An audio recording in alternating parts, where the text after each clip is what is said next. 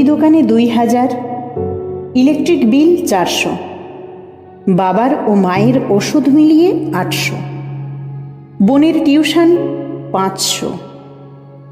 জুতোর তলাটা একেবারে ক্ষয়ে গেছে। এ মাসে না কিনলেই নয়। হঠাৎ পেছন থেকে একটি পণ্যবাহী ট্রাক এসে সজোরে ধাক্কা। দিনেশ লুটিয়ে পড়ল রাস্তায়। 6000 টাকা মাইনের সংসারের কোন খাতে কত টাকা ব্যয় করবে সে, সেই হিসেবটা দিনেশ আর শেষ করতে পারল না। অফিস ফিরতে রাস্তা, লোকজনের ভালোই ভিড়। কয়েকজন ছুটে এলো কি হয়েছে দেখার জন্য। ততক্ষণে যন্ত্রদানবটি নিজের পিঠ বাঁচাতে পাশ কাটিয়ে বেরিয়ে গেছে দিনেশকে ফেলে রেখে। দু কান দিয়ে গল গল করে রক্ত বেরোচ্ছে। চোখের দৃষ্টি ঝাপসা হয়ে আসছে। ঝাপসা দৃষ্টিতেই দিনেশ দেখল চারপাশে অনেক মানুষ ভিড় করে দাঁড়িয়ে আছে, ঠিক যেমন প্রথম দিন স্কুলে তাকে ঘিরে চারপাশে অন্য ছাত্রছাত্রীরা দাঁড়িয়েছিল একরাশ উৎসাহ নিয়ে। ছোট থেকেই দিনেশ স্বপ্ন দেখত বড় হয়ে পাইলট হবে সে, উড়োজাহাজ চালাবে। কিন্তু গরিবের স্বপ্ন তো স্বপ্নই থাকে। মাধ্যমিকের গণ্ডি পেরোতে না পেরোতেই দিনমজুরের কাজে লেগে পড়ে সে সংসারের চাহিদা পূরণের জন্য। তবে পড়াশোনা দিনেশ বন্ধ করেনি। কাজের পাশাপাশি গ্র্যাজুয়েশন করেছে অনার্স নিয়ে। তারপর একটার পর একটা চাকরির পরীক্ষা, কিন্তু চাকরি আর হয় না। তার থেকেও পড়াশোনায় খারাপ ছেলেমেয়েগুলো তার চোখের সামনেই বড় বড় চাকরি পেয়ে গেল। দেখে সে ভিতর থেকে পুরোপুরি ভেঙে যায়। বুঝে যায় এখনকার সরকারি চাকরি যারা ভীষণ মেধাবী বা যাদের অর্থবল লোকবল আছে তাদের জন্য। তবুও বাঁচতে হবে। বাঁচতে গেলে দুবেলা দুমুঠো খেতে হবে। তাই সে কাজ নিল একটি প্রাইভেট সংস্থায়। মাইনে মাত্র 6000।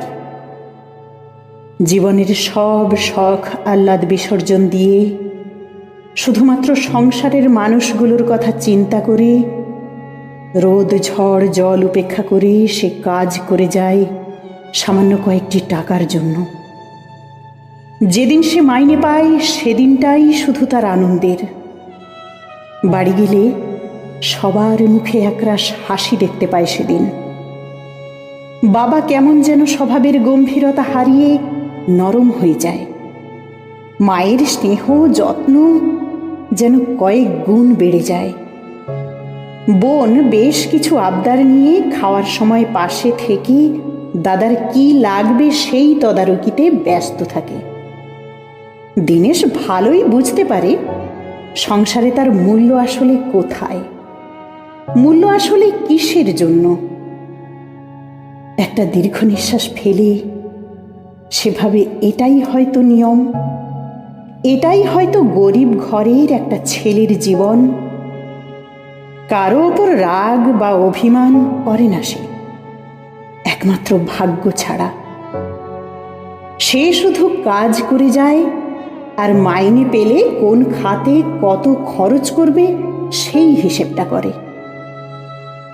কিন্তু যন্ত্রদানবটা আজ আর সংসারের হিসেবটা, জীবনের হিসেবটা সম্পূর্ণ করতে দিল না। জীবনের প্রতি পদে আত্মীয়, প্রিয় বন্ধু, প্রতিবেশী সবার কাছ থেকে অনেক বড় বড় ধাক্কা সে খেয়েছে। তবু তার পরেও বারবার উঠে দাঁড়িয়ে আবার রোজগার বেঁচে থাকার প্রতিযোগিতায় সে অংশগ্রহণ করতে পেরেছে। কিন্তু আজকের ধাক্কাটা যেন একটু অন্যরকম। আর উঠে দাঁড়ানোর শক্তি নেই। শেষ নিঃশ্বাস ত্যাগ করতে করতে দিনেশ বুঝতে পারে আজকের ধাক্কাটা হয়তো পরমেশ্বর তাকে একঘেয়ে জীবনের হিসেব থেকে মুক্তির জন্যই দিয়েছেন। যে মুক্তির স্বাদ পাওয়ার জন্য লাখো লাখো দিনেশ ইচ্ছা অনিচ্ছায় একঘেয়ে জীবনের হিসেবটা নির্ভুলভাবে করে চলেছে মাসের পর মাস, বছরের পর বছর।